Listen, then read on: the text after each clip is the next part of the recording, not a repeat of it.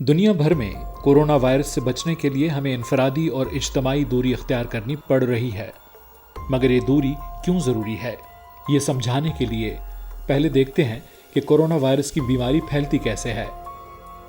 समझाने के लिए ये नीले डॉट्स सेहतमंद लोग हैं, नारंगी नुक्ते कोरोना वायरस से बीमार लोग, और गुलाबी डॉट्स वो लोग हैं जो कोरोना से बीमार होने के बाद सेहतयाब हो गए। अगर हम कुछ ना करें और माहौल के मुताबिक अपनी जिंदगियों को चलने दें तो लोगों के बीमार होने की रफ्तार लोगों के सेहतयाब होने से कहीं ज्यादा तेज होगी, और एक वक्त आएगा जब ज्यादातर आबादी इस बीमारी में मुब्तला हो जाएगी। इससे बचने के लिए दुनिया भर के ममालिक कुछ हद तक इनफरादी और इज्तमाई दूरी अख्तियार कर रहे हैं, जिसमें अवाम अपने आप को अपने घरों में बंद कर लेते हैं और कुछ अरसे के लिए एक दूसरे से फासले बढ़ा लेते हैं। अगर दुनिया की कुल आबादी का 88% ये दूरी अख्तियार कर लेते हैं और सिर्फ ज़रूरी अशिया की खरीदारी और इलाज वगैरह के लिए ही घर से निकलते हैं तो लोगों के बीमार होने की रफ्तार आहिस्ता हो जाती है और कुछ अरसे बाद बीमार होने वाले लोग सेहतयाब हो जाते हैं और नए लोग बीमार नहीं होते।